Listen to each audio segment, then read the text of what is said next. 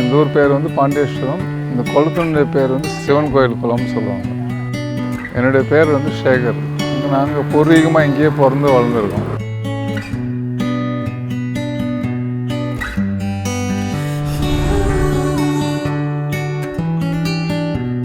ஏன்னா ஒரு 15-20 வருஷத்துக்கு அப்புறம் தான் இது குளமாக வந்து கவர்மெண்ட்டில் சிவன் கோயில் குளம்னு உருவாக்கியிருக்காங்க. இங்கே டோட்டலாக வந்து எல்லாமே நெல் பயிர் தான் விவசாயம் பண்ணுறோம். இது வந்து மாடுங்க தண்ணி கிண்ணி குடிக்கிறதுக்காக இந்த குளம் இருந்தது பூர்வீகமாகவே. 4 மாதம் முன்னே ஒரே செடியும் பொதுராக தான் இருந்தது. பருவமலமும் கடல் பாறைன்னு இருந்தது, பூண்டு புல்லாம் நிறைய இருந்தது. அதே பொது, அதாவது இந்த மாதிரி ஒரு அமைப்பு இல்லாமல் இருந்தது.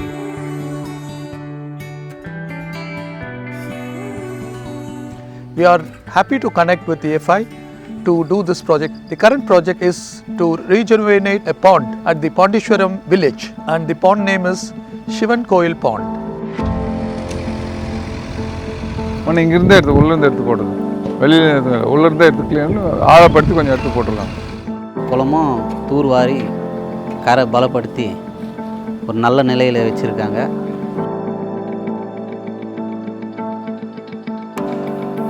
மண்ணெல்லாம் எடுத்து க்ளீன் பண்ணியிருக்காங்க. க்ளீன் பண்ணி மண்ணெல்லாம் கரை போட்டிருக்காங்க.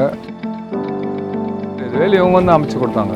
E.F.I வந்து அதை அமைச்சு கொடுத்தாங்க. வேலி அதுக்கு முன்னாடி கிடையாது. சும்மா பராமரிப்பு இல்லாமல் அப்படியே இருந்தது, குண்டும் குழியுமா அப்படியே இருந்தது.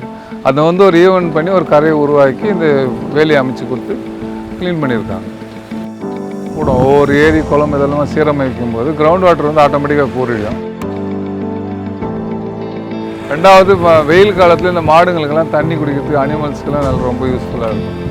இங்கே சுற்றி இருக்கிற விவசாயிகளுக்கு இது நல்ல முறையில் பயன்படும்.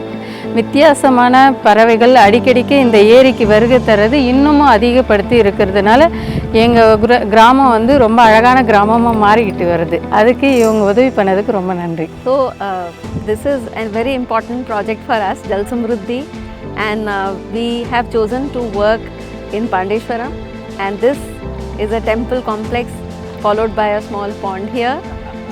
We've been very happy that we've got the partnership with E.F.I and all the village members to help us being able to contribute on water conservation in this area. We were able to really see a dramatical change in the upliftment of the pond after the rejuvenation.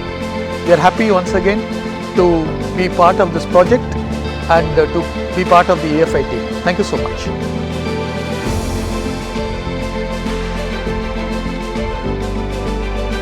This is our Blue Green Pandeshwaram project on water conservation.